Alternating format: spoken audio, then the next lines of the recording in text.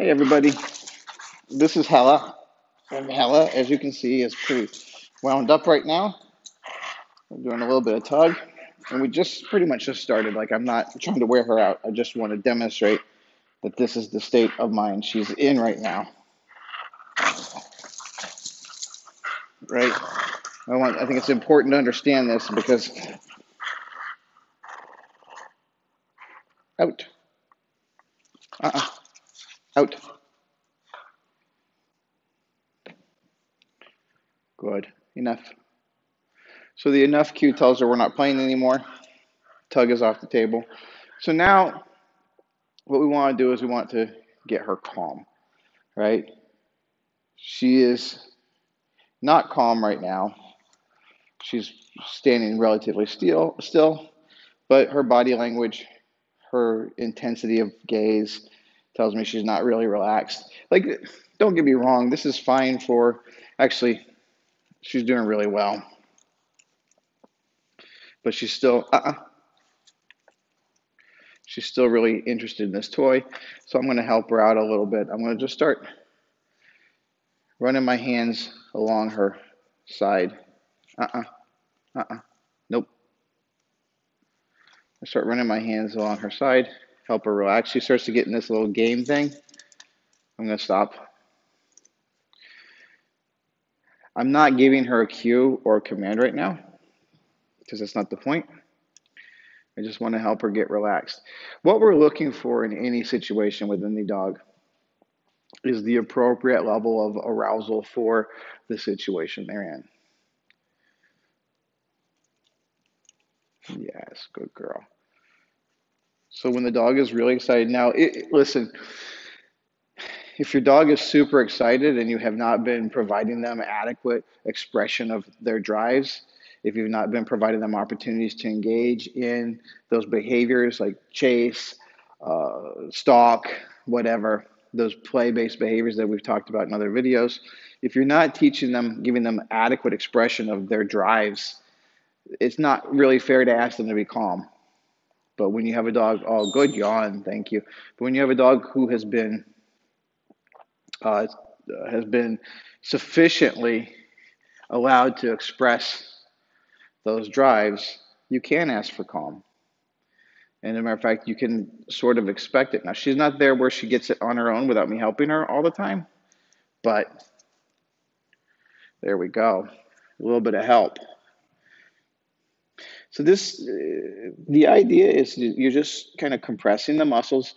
It's like a massage, sort of. I don't need to dig deep, but I need to be consistent. I need to be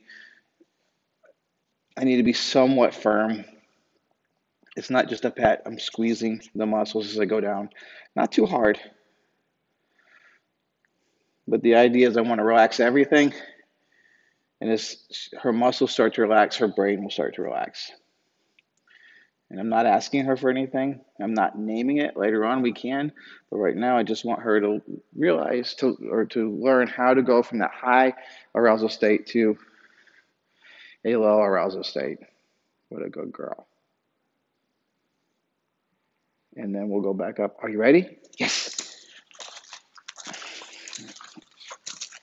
Good. Good.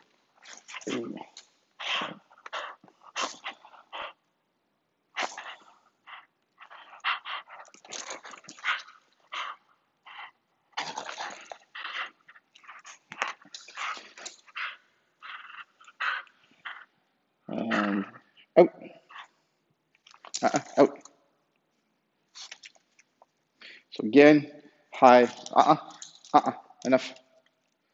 High up on the arousal level. So again, I'll hold the collar.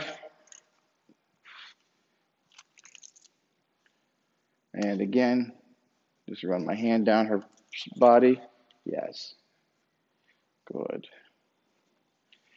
Good. Good. Good. Good. Good. Good.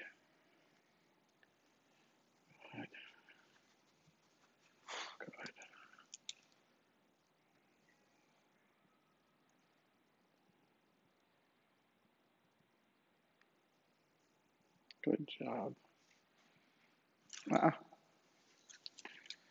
I'm going to prove for a little bit. I'm going to ask her to stay calm while I. No, easy. Oh, tried to use that cue already. Yeah, it's my fault for not cueing it just yet.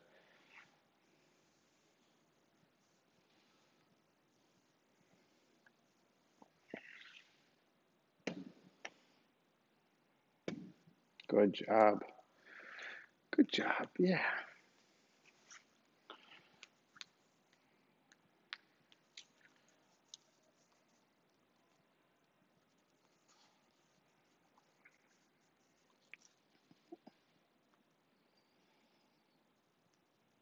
So you can see this front leg is a little not quite relaxed just yet.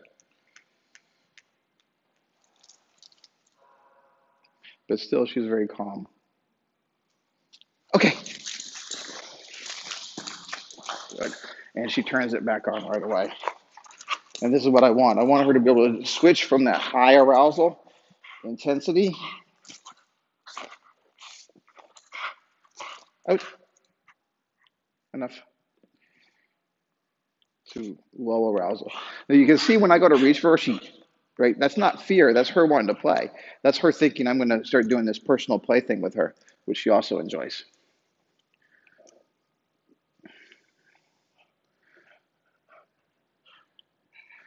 So again, come here, come here. Just run my hand along the spine, or along the back, I should say. I'm really not putting any pressure on the spine. Oops. I'm running my hands down her sides like so, but just with one hand, right? It's the same thing as this, right?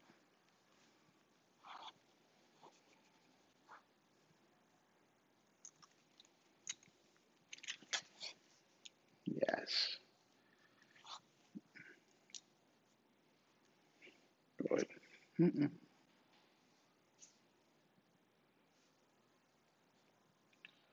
Yes. Good job. Good job.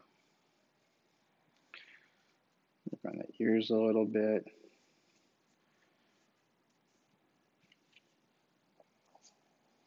Uh-uh. Good. Good. Good. Uh-uh.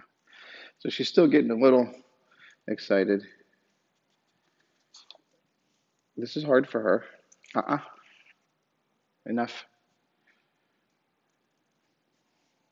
Enough. Good job.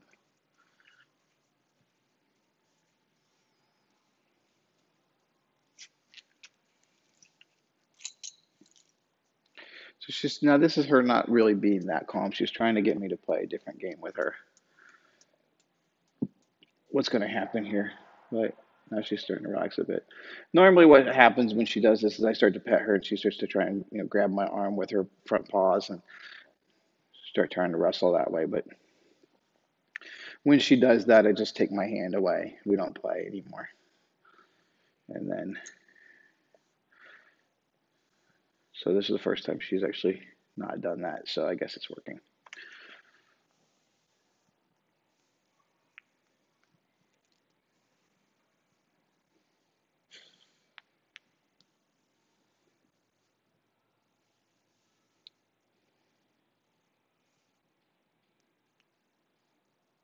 Good job.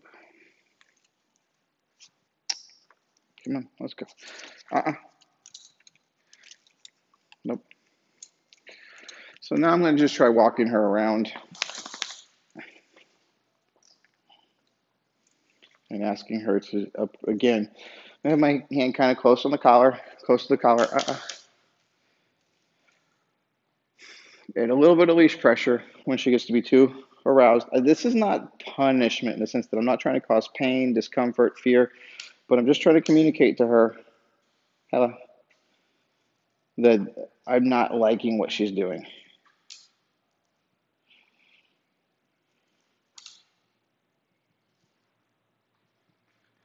So as she starts to get too aroused, just add a little bit of leash pressure.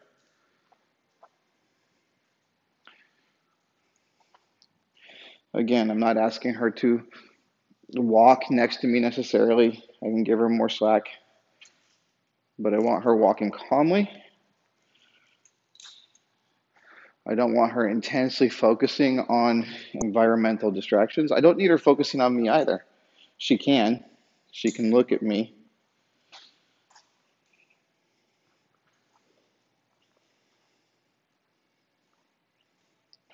But I want a calm dog here. And while I could certainly stand to have her calmer, this is a very nice demeanor for her, given the intensity of the distraction that's available to her. Let's pat her a little bit. Again, those long compressions down the side, along the length of the back, but mainly in the side. Yeah, good.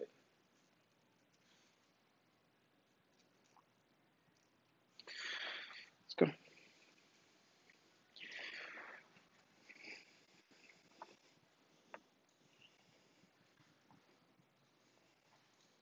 Uh-uh. So I want to be very loose with my leash when I can. I want to be very, very, uh, like, uh-uh. Yes, good.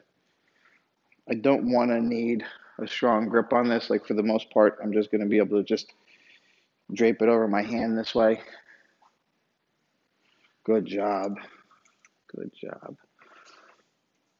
Like I said, she's still a little intense. She's still relying a lot on impulse control to not go after that toy.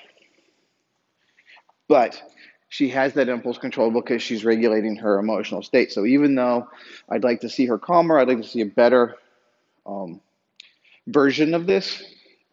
This is really hard for her. She's making a huge effort on my behalf, and um, I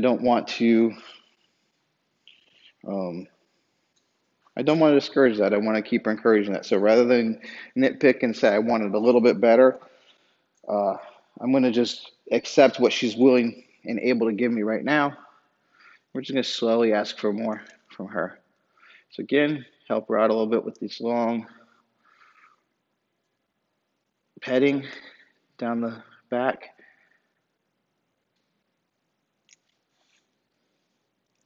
Yeah, good girl. And let's go. Uh-uh. Let's try that again. I'm gonna walk her right over this. Come on. Let's go. Uh-uh. Yes, good. Good job. Again. Come on. Yes. That was nice. She went around it instead of over it. Yes, good. So she's still a little aroused. Like she's switching. She's working for affection, but she's still in that work mode. I don't necessarily want her in that work mode. I want her in that calm mode. There you go. Good job. Thank you.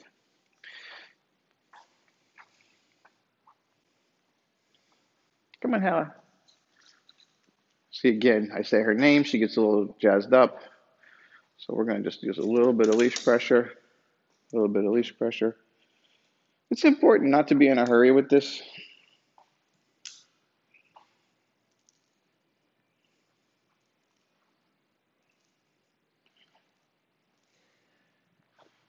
Take your time.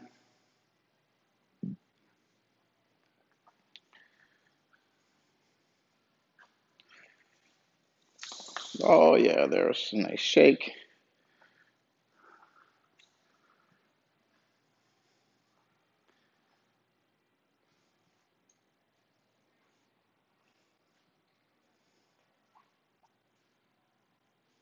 Good. Yes. So when she gets too intense about asking for affection, even, I'll take my hand away. Yeah, good.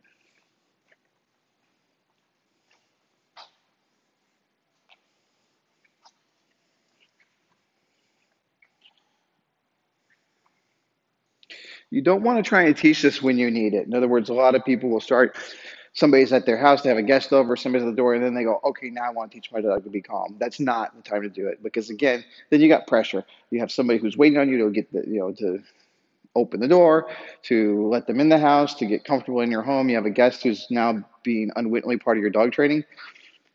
Much better to practice this when there's nothing going on. Get the dog to practice going from this alert state to this calm state over and over again when it's relatively simple to do, when there's less distractions, when there's less reason for her not to do it. And then you can start having her do it under distraction too.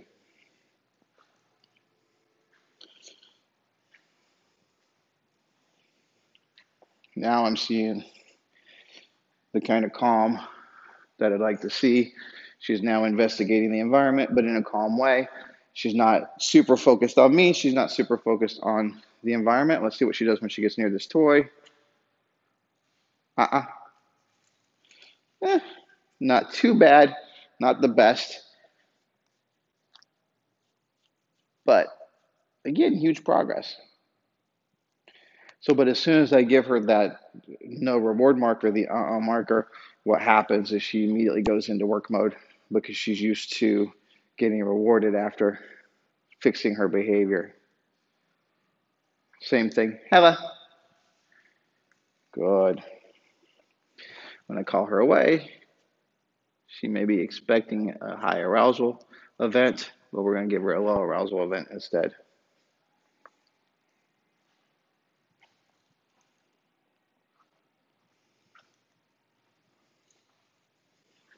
Good.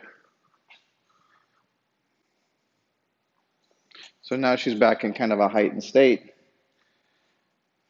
I probably shouldn't let her get that close to the toy, but I really wanted to see what she was going to do.